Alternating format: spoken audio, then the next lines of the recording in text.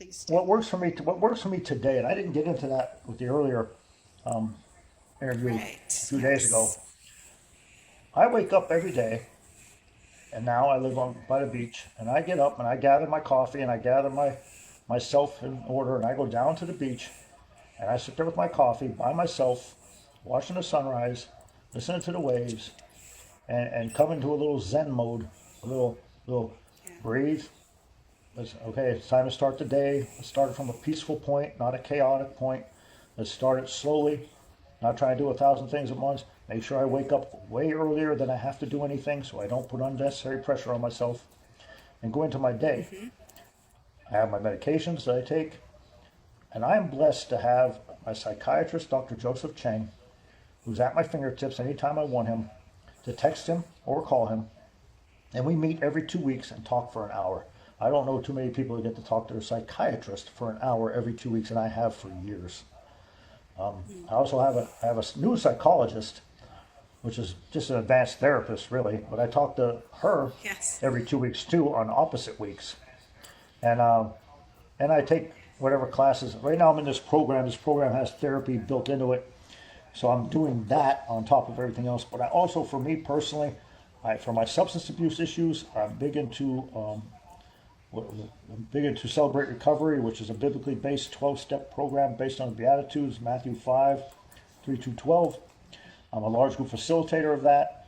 I get a lot from helping other people, reaching out, and doing things to other people, and it gets me calm sitting in those environments, reading scripture, listening to music, being around like-minded people, trying to help ourselves.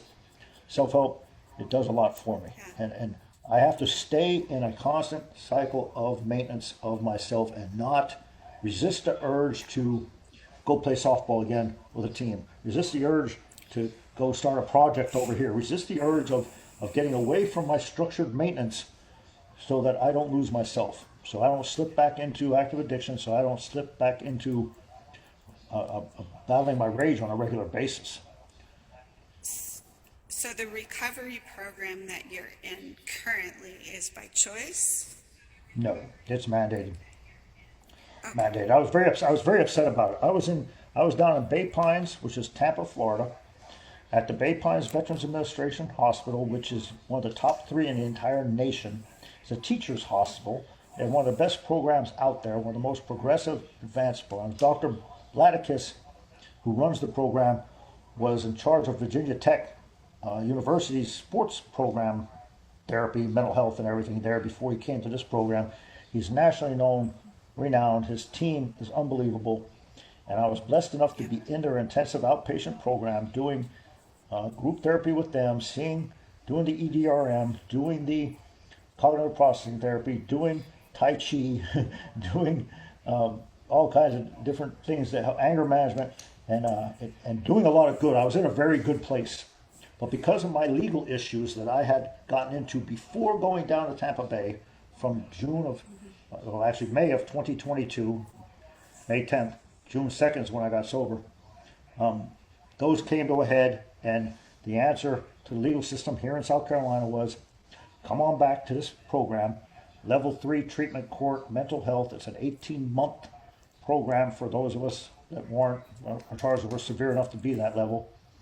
And we have 3 drug tests a week, and we have group therapy 3 times a week, and we have random tests on Saturdays, and all kinds of other requirements that are part of this program. But they pulled me out of that. I left intensive outpatient therapy with the Veterans Administration, focused on my dual diagnosis of substance abuse and PTSD, to come to this program, Okay. which is kind of random. They throw stuff at the wall and see if it sticks.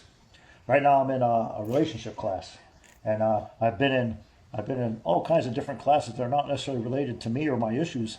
It's just what they do, and they change them up every quarter.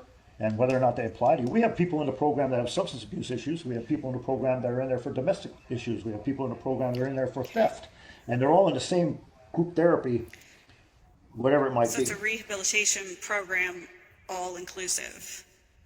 It's like high intensive probation. For people who are familiar with probation, it's like a very intense probationary period. Very intense. You do 3 drug tests a week every Monday, Wednesday, Friday. Most probation That's a lot. officers you might have one a month. You might have one a month for most probations, and it's random Saturdays on top of it. You have to pay a fee to be in the program. You have to attend group therapy a couple times a week for an hour and a half. You have all kinds of other requirements. It's basically you screwed up bad enough to warrant giving you a chance to fix it, but you screwed up enough to require this much attention. You can't leave the two-county area of Horry County and Georgetown County down here. There's all kinds of, you have a curfew for the first year that you're in the program. Starts at 9 o'clock at night, eventually gets to midnight. Now, like me, I'm in aftercare, so I no longer have a curfew. I only drug test twice a week instead of 3 times a week. I'm getting ready to graduate. But it took 18 months to get to that point. But it's not designed to help me with my PTSD at all. It's not even, they don't even touch on it. No, not at all. It doesn't. No. It doesn't. Do you find that it interferes with your Absolutely daily, does. like you have a very strict regimen you have to follow, and it's like a 24/7 job just to maintain your quality of life, right? Yes. So this is I had to. a very large inconvenience that you've had to kind of add in. I was very upset about it too, because I was in such a good place mentally. I was doing so well with my PTSD issues in the program down there at Bay Pines, and the world I was living in there, and the circle I was functioning in, that I've come back here and it's not been the case. It's been a struggle for the last 18 months. I've reverted. I've gone backwards in my health as far as PTSD. I don't have any triggers for substance abuse. Where I live, I'm around drugs every single day. I mean, around them. They're like right here, next door, right there. This person's using them, that person's using them. I have no issue with using whatsoever. I do not get triggered. You could be using methamphetamine, which was my drug of choice, right in front of me, and I don't want it. I'm not even interested in it. I have been sober for 3 years on that. But I'm in a program that's designed to keep me sober. Well, I don't have any problem staying sober. I was sober for 2 years before I came to this program. That's okay. It doesn't hurt to have that in your life, but it's not touching. They don't touch with PTSD at all. They don't touch with PTSD at all. And that part of my therapy is backing up. It's not geared towards it. I would imagine. It's not geared towards it at all. And they don't care, right? They don't care. No. You do the program, finish the program, shut your mouth, just do it. Yes, and that's my friend here. Our friend here, Nikki.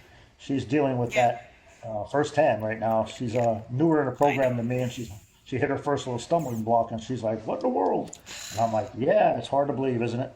It's hard to believe that they do not deal in reality. I don't think it's hard to believe for me too. I said the same thing. Like you have without putting her private business. With the technology we have, you can. You took the words out of my mouth. You took the words out of my mouth. I sat here with her. Yeah, like. And I sat right here and said, "Look," I said, "This is the year 2025. My phone shows where I'm sitting.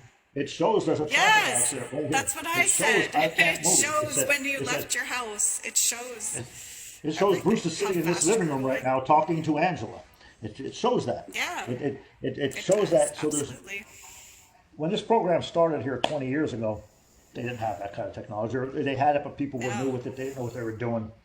It hadn't become as generous. I have cried since I come to this program about this program. I've tried to talk to the heads of the program from a position where I come from, which is our education marries up with theirs, my age marries up with theirs, my background, and they're not receptive.